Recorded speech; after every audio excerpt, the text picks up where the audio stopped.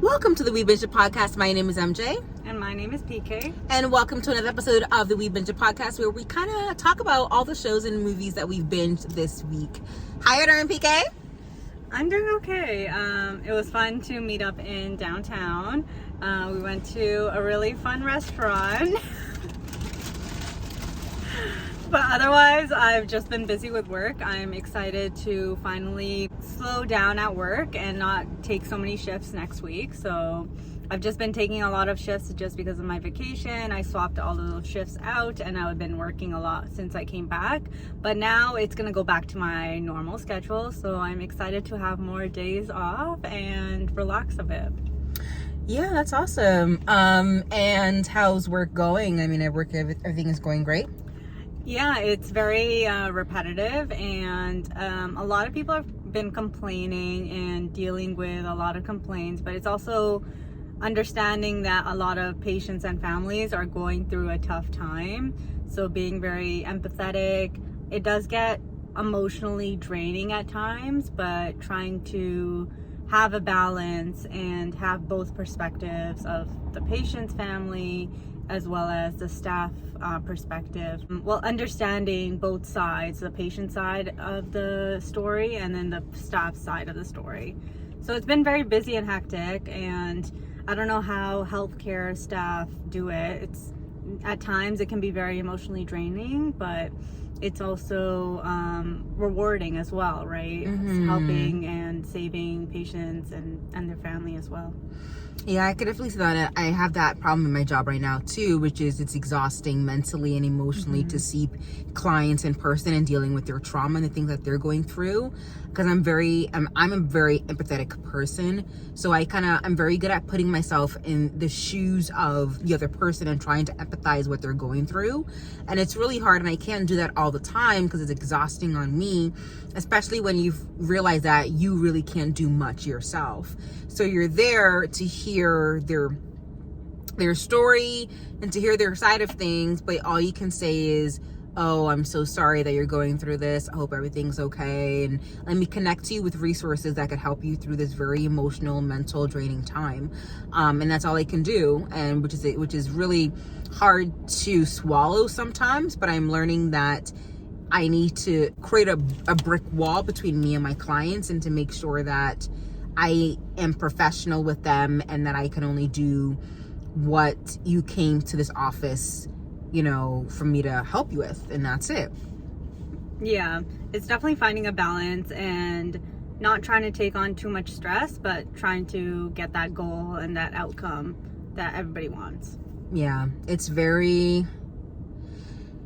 very, very, very exhausting. Other than that, I'm doing good. I think next episode we'll talk about like what we did today, and yeah, but I really do want to talk about the strike that's going on. So have you been listening or reading up on the strike at any point? Yeah, a little bit. Okay, so a little bit meaning like I've heard of it. Okay, so okay. So the strike, if you guys don't know what I'm talking about the things that are impacting our lives, but also more importantly, the writers and the actors. The writers went on strike earlier this year, I believe in May, and the actors just officially went on strike as of Thursday of this week. Thursday of last week. This is the Wednesday episode. Thursday of last week, guys. So that basically means that the actors are going on strike, choosing not to work, hopefully in lieu of getting what they need from the bargaining agreement. So you're part of a union, and in this union, in this group, as a worker, you have somebody who represents your rights and to make sure that everybody is getting paid and treated equally. So a union is always a good thing, no matter who, what, where, when, how happens to you. A union is a great thing, and it's the backbone to a lot of things you see in society, infrastructure, a lot of blue collar jobs. It helps build what we are relying on, the systems and things that we use today.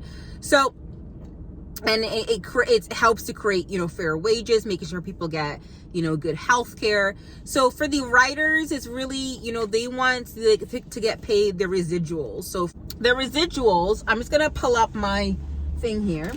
The residuals is basically a paycheck. Like, you get paid to do a specific type of work. And, if you were in cable, the residuals were higher. But here in streaming, the residuals are much lower. Let me just read to you what residuals are. So TV, have you heard what residuals are? No, I haven't heard of it. Residuals. So residuals is really important. Residuals.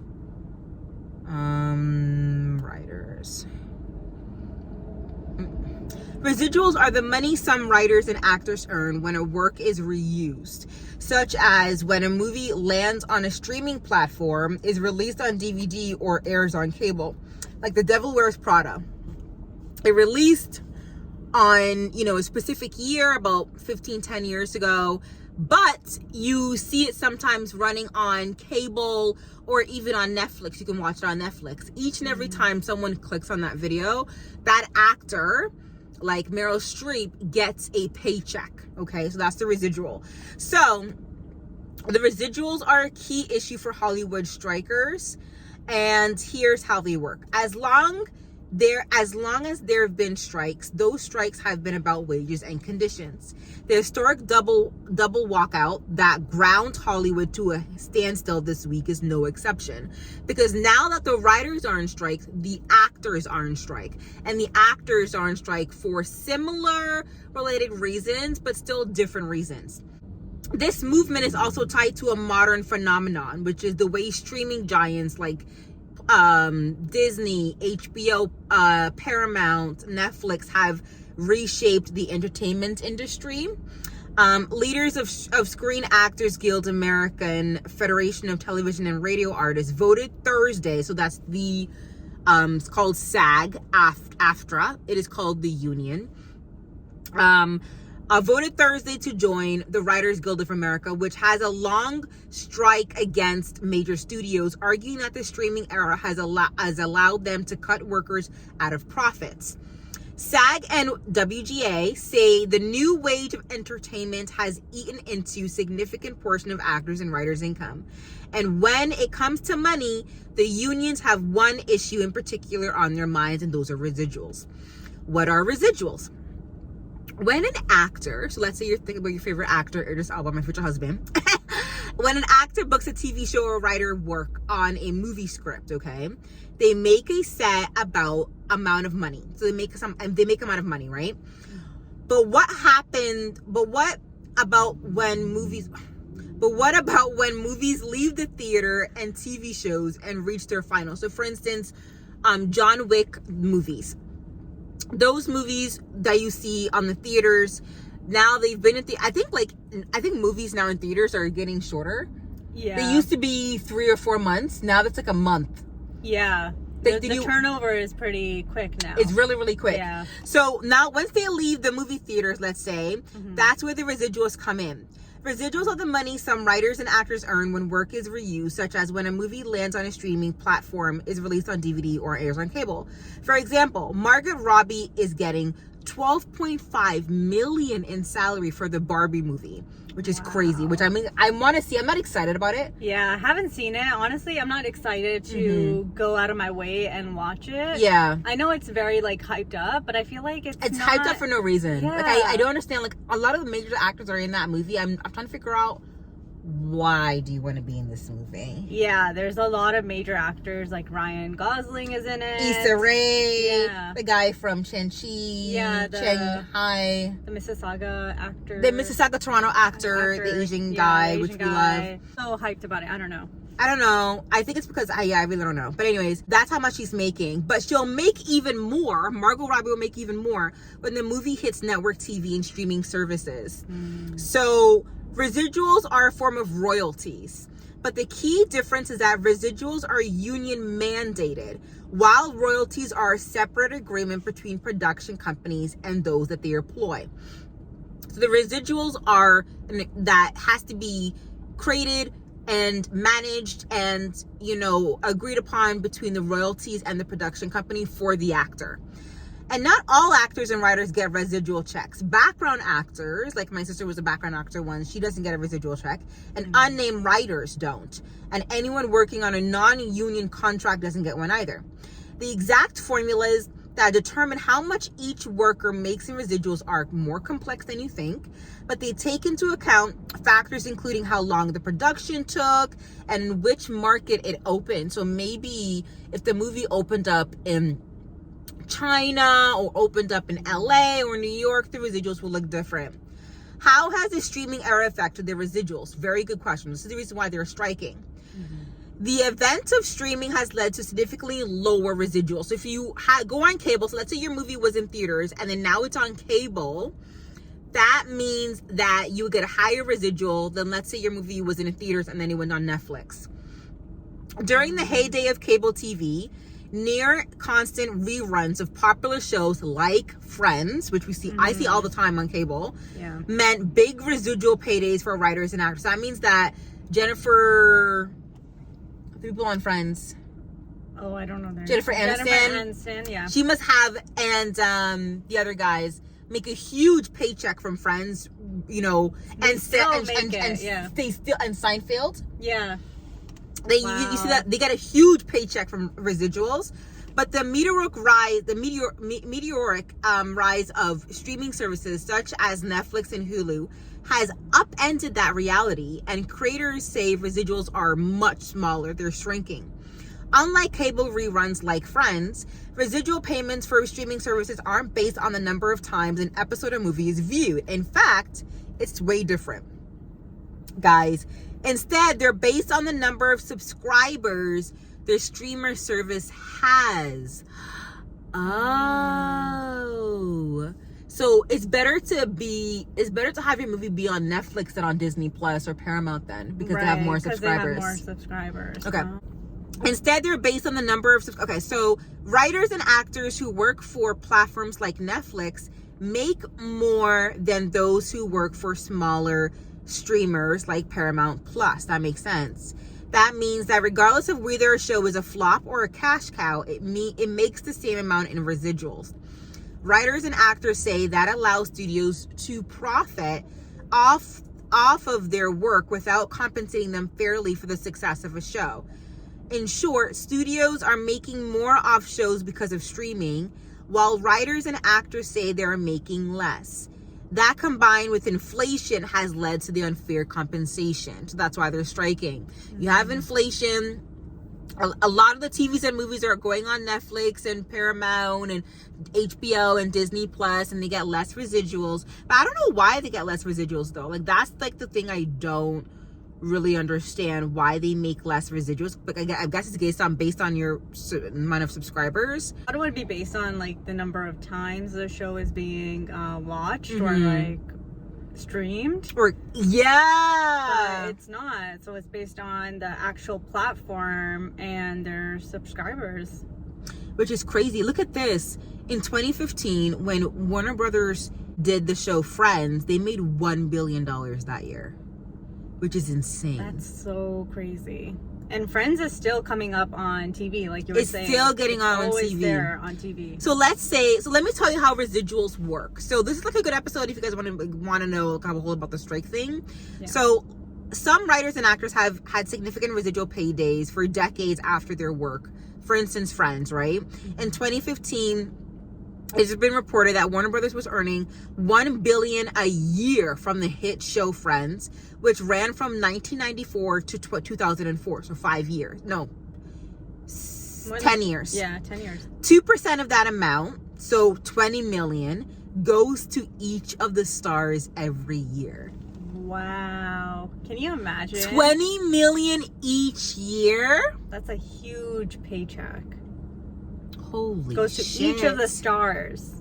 Now I understand like people who's on shows like Gilmore Girls, because Gilmore Girls is still running on cable. Yeah, that's also very popular. That's now I see why Alexis Bledel and they don't act, because why they don't need to act. Yeah, after you make a popular show, you're kind of settled. Set for life. You're each done. and every year that it's being played on cable. You get 2% of that amount. That's crazy. And I think that's the same deal for The Office.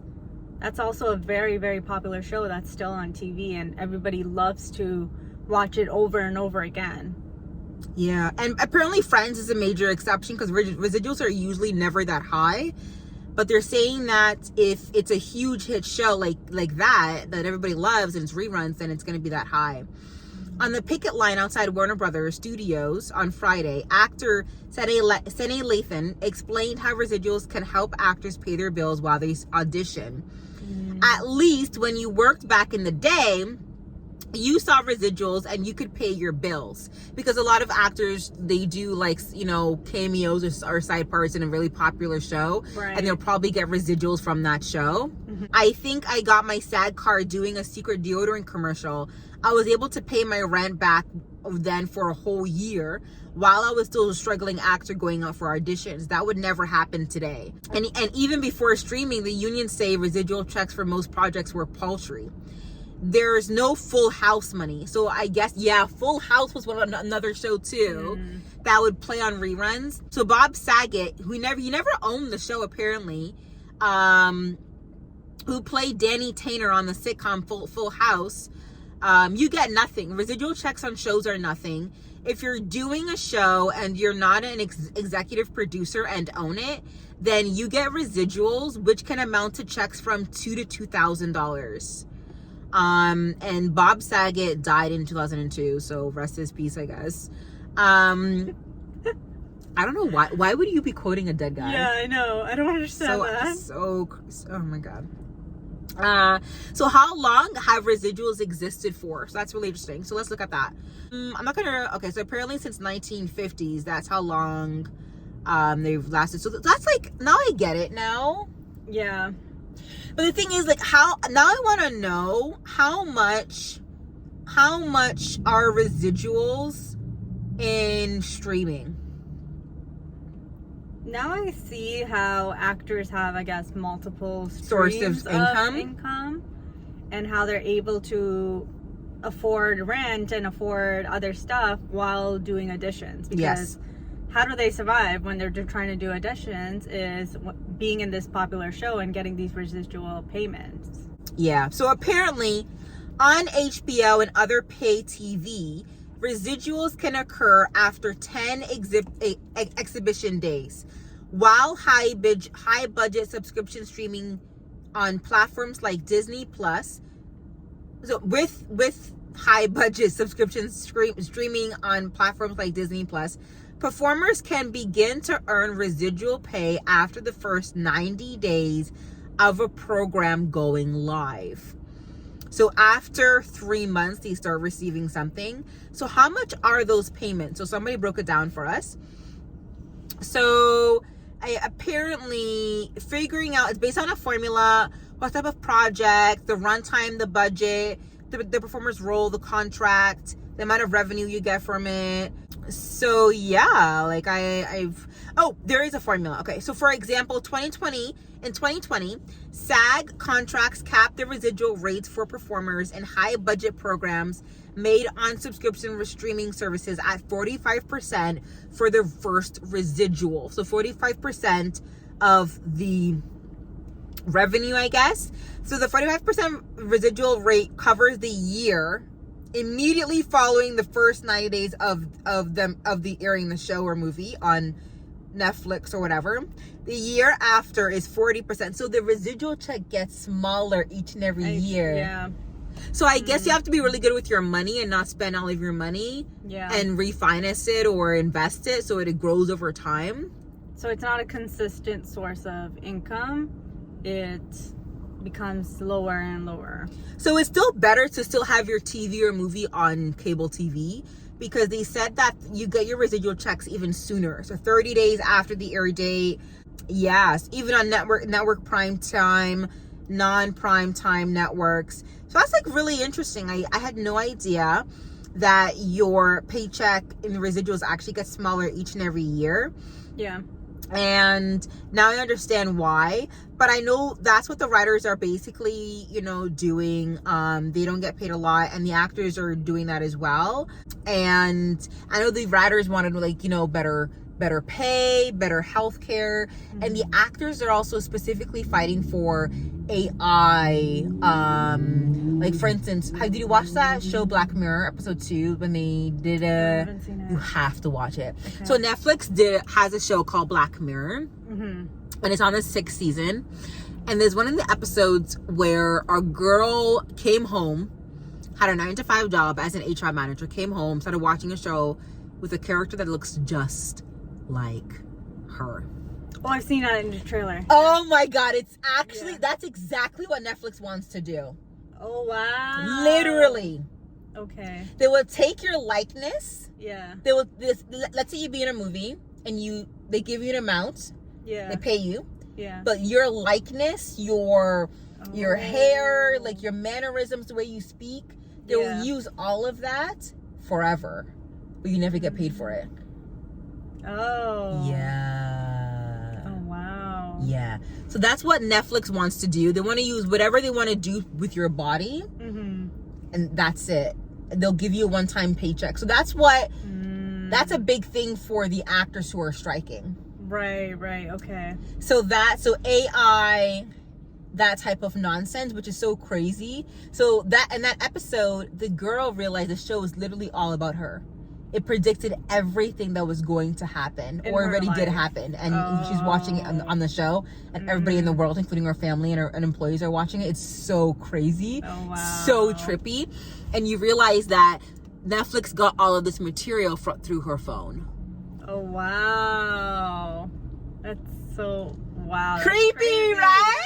Crazy. You need to watch it. So wow. that's what the actors are striking for. Like, we obviously in solidarity with the actors and with the writers. And it's just, but I heard today, because listening to another podcast, I heard today, if they don't make a deal by October, we're not going to see shows next year or movies. Really? We're fucked. Wow. Oh my If God. you don't like reality TV, you better get used to it now, child. Reality TV is the only thing, because you can't. There are no actors on there, and there are no writers. Yeah, that's true. It's real people. No, Cameras but there follow around. is writers in terms of like the concept and the production and stuff. No. But There are no no? writers for TV. No, not for reality. Oh, They used to be, but there are no writers for TV, for reality TV. Reality TV. They shows. just follow. They just follow people around. Right. That's true. They follow them around. Like, they're producers who'd be like, "Oh, are you gonna talk about that issue, like the fact that she said that thing to you?"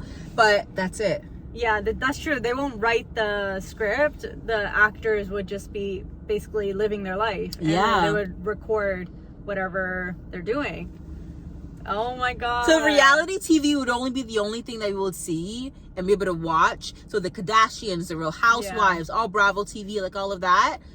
But all of the scripted drama, scary movies, like rom-coms, all of that would go away if they don't make a deal. If SAG and WGA doesn't make a deal by October, we will have no movies, no new movies.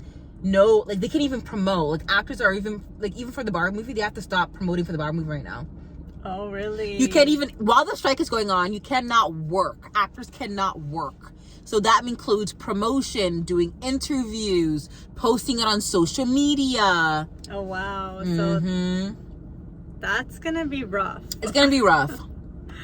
I feel like there's definitely there's not even that many TV shows and movies coming out right now. No, it's the opposite.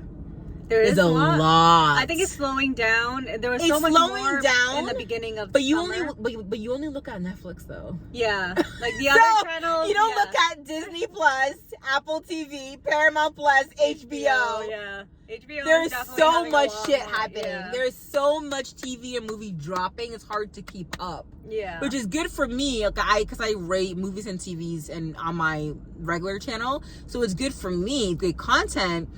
But it's so much to keep up. So in the next upcoming months, you'll see them kind of tapering and kind of just releasing TVs and movies slowly. You won't see, and you're gonna start seeing production companies actually focusing on high quality, good quality TV. Because remember when Netflix was just on the scene and there was House of Cards and Orange is the New Black and everybody was obsessed? Yeah. And those were the only two shows that everybody was obsessed with. Everybody was watching, yeah. That's what production companies and cable companies are going to start doing now. Actually producing really, like, focusing their efforts on one good TV show and having, like, really good writers and producing, like, good TV again. Instead of just doing it all and just hoping that one of them does good for us, and one of them just pops off. They're going to put effort in all in one. I think Netflix already does that, where they release only part of a season and they make you wait like months before the other part of the season is going to be released. Oh, my number's connected and I'm like, oh my god, what's happening? Okay, I was just like, please tell me that was recording. No, this is recording. Okay. I think I'm on Bluetooth in my car, that's why. It's so creepy. Oh my god, I just stopped recording. Oh my god. Maybe I should have kept it. Sorry for the technical difficulties. Yeah, like that's like the whole writing and striking situation, if you didn't know. Hopefully we broke it down for you a bit more simpler. But yeah. Ba-da-ba-ba-ba. Ba-ba-ba-da-ba-ba-ba. I feel like we should...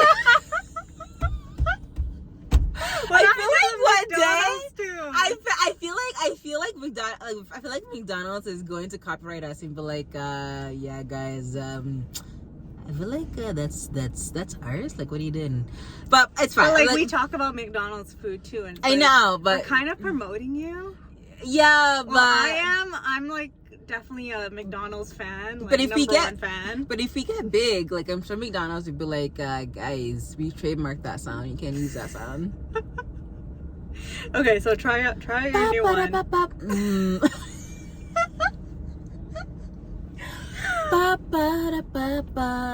We ate good this week. Sounds like somebody's dying. Oh my god, it's the seat. Okay. Da da ba we ate. Nope. I'll figure it out. What did you eat good this week? So we had a lot of different dumplings that we tried today. One of my favorites was the fried shrimp one, and also the soup dumpling. That tasted so good. It was cool to try different seafood dumplings. I'm personally very big on chicken and beef dumplings, but the shrimp ones were really good, and I was surprised. But there was a few ones that I didn't really like the texture of, like that chicken and ginger one. I loved it all. I ain't gonna hold you.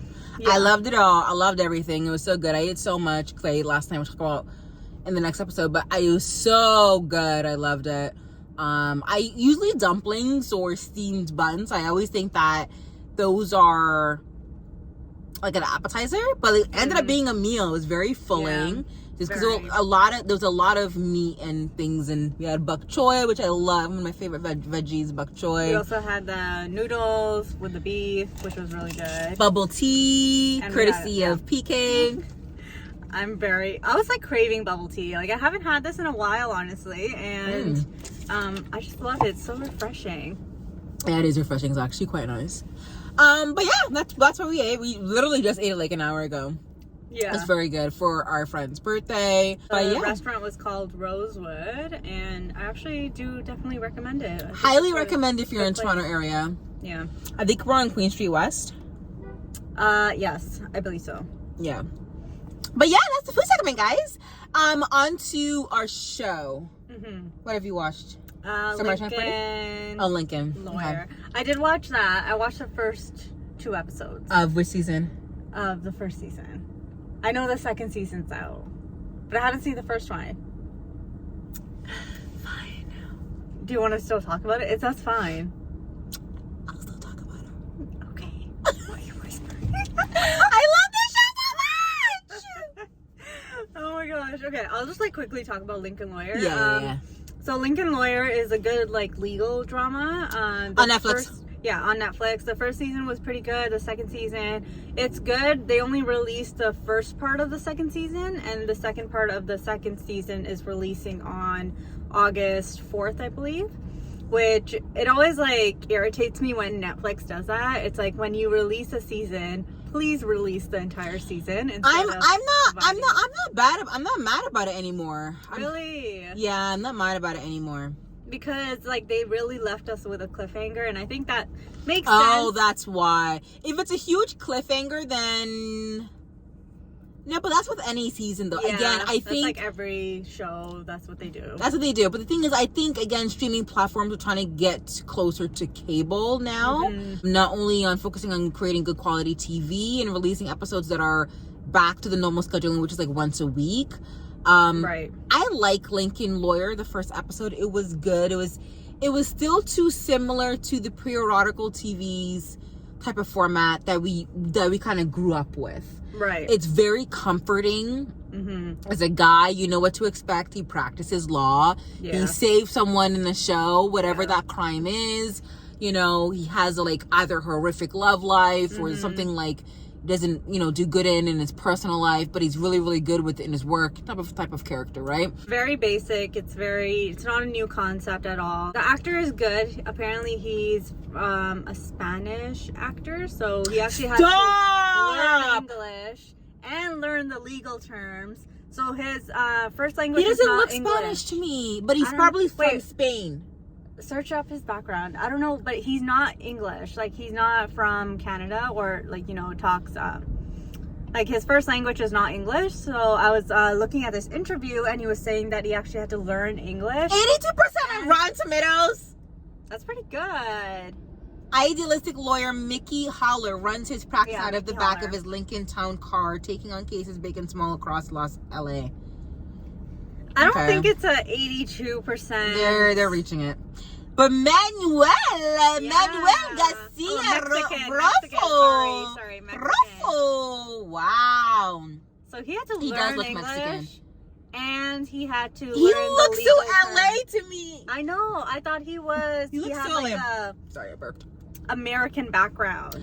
I'm like so shocked. Yeah, I was so shocked because his acting in that show is really, It's very really good. Yeah, it's and very good. convincing as a lawyer. Yeah. So yeah, I was yeah. very surprised. I do agree. But that's the reason why, because the structure of the show is like so old school. It kind of turned me off, but the concept isn't new. The structure isn't new. Yeah. But the characters are fun. It reminds me of the show Trent, which is kind of like it, but instead they're all detectives.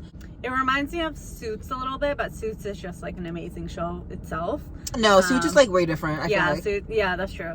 Yeah, so this season was interesting. It's more about, he takes on this new client, and this client named Lisa, she is convicted to murdering this local businessman, and he also like falls for her as well, but still takes her on as a client. So he kind of has like some romantic relationship going on with her, but he ends the relationship, but he still takes her as a client. So he has to kind of like balance that, whereas like he's very like emotionally invested in the case, and if that's like, you know, his romantic feelings, or if it's about the case.